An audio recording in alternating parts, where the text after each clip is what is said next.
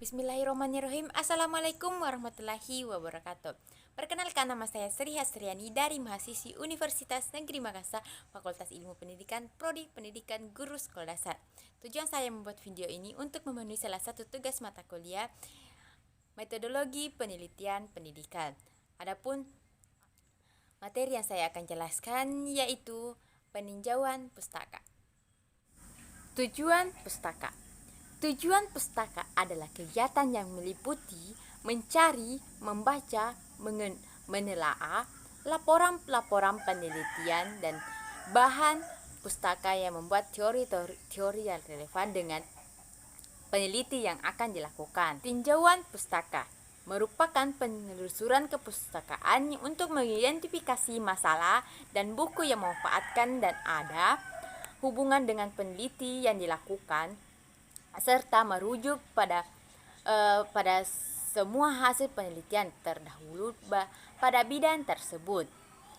Tinjauan pustaka mempunyai 6 kegunaan. Yang pertama yaitu mengkaji sejarah permasalahan. 2. Membantu penelitian prosedur penelitian. 3. Memahami landasan teori yang berkaitan dengan permasalahan. 4. Mengkaji kelebihan dan kekurangan hasil penelitian terdahulu.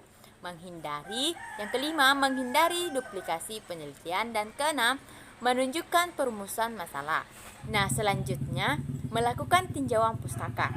Tinjauan pustaka bertujuan untuk mengembangkan pemahaman dan wawasan yang menyeluruh tentang penelitian-penelitian yang pernah dilakukan dalam suatu topik.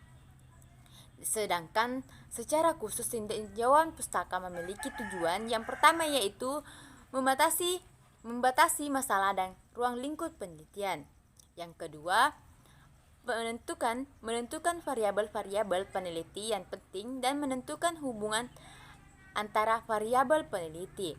Yang ketiga, mengetahui apa yang pernah dilakukan peneliti sebelumnya dan menentukan apa yang perlu diteliti sekarang. Yang keempat, menghindari pendekatan yang steril atau tidak menghasilkan temuan yang berarti. Nah, yang kelima, merangkum pengetahuan yang berkaitan dengan topik penelitian. Yang keenam, menemukan penjelasan yang dapat membantu dan menafsiran data peneliti.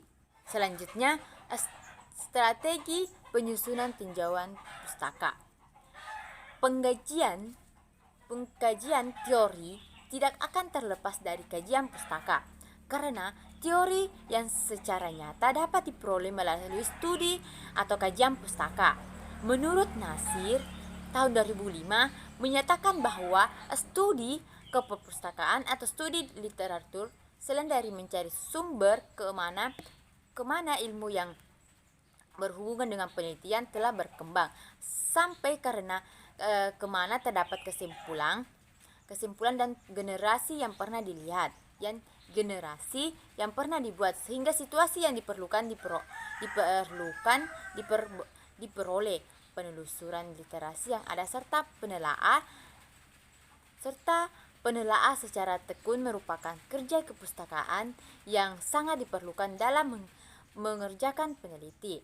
Nah, selanjutnya yaitu media sumber pustaka. Dalam sebuah kegiatan penelitian dan pengkajian ilmiah diperlukan adanya pustaka yang bisa kita dapat dan dari berbagai sumber sebelum dapat merupakan langkah untuk mencari sumber pustaka. Kita harus mengetahui terlebih dahulu jenis-jenis sumber pustaka agar dapat menelusuri lokasi bahan bacaan yang dibutuhkan dengan cepat.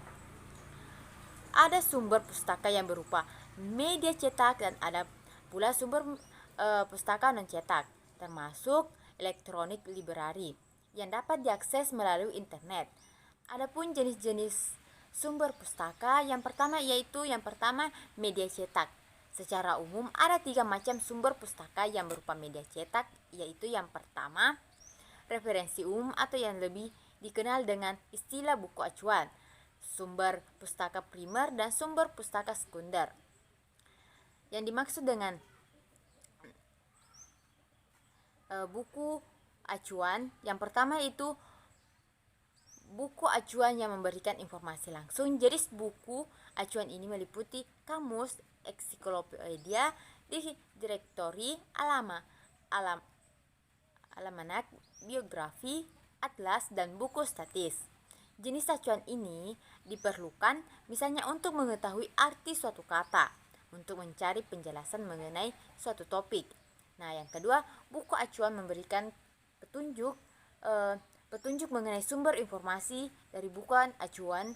Inilah yang informasi. Nah, yang kedua itu sumber pustaka primer. Sumber pustaka primer adalah pustaka yang merupakan penjelasan langsung dari seseorang peneliti mengenai kegiatan penelitian yang telah dilakukannya. Nah, yang ketiga, sumber pustaka sekunder.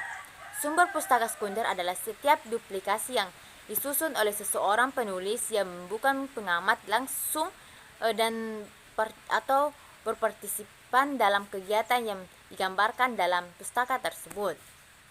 Nah, yang kedua, media non cetak. Selain dari ketiga sumber pustaka tersebut yang tadi saya jelaskan, ada sumber pustaka yang berupa media non cetak. Media non cetak dapat berupa televisi, radio, CD-ROM, video, kaset audio. Non cetak yang berupa kaset non audio yang jaringan komputer dan internet. Pada pembahasan ini saya akan membahas media non cetak yang berupa jaringan komputer, karena media ini sekarang banyak menyimpan dan mengkomunikasikan sumber informasi yang dapat dijadikan referensi penelitian.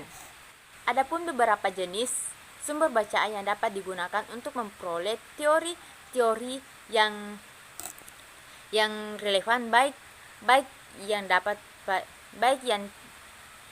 didapat pada media cetak maupun non cetak. Yang pertama itu buku teks.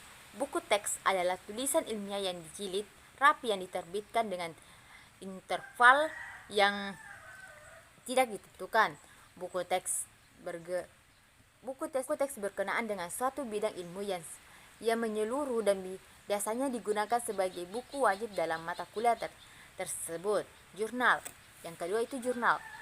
Jurnal ialah masalah ilmiah yang berisi tulisan ilmiah atau hasil-hasil seminar yang diterbitkan oleh himpunan profesi ilmiah. Itulah tadi sedikit penjelasan dari saya mengenai tinjauan pustaka. Semoga bermanfaat bagi teman-teman semua. Wassalamualaikum warahmatullahi wabarakatuh.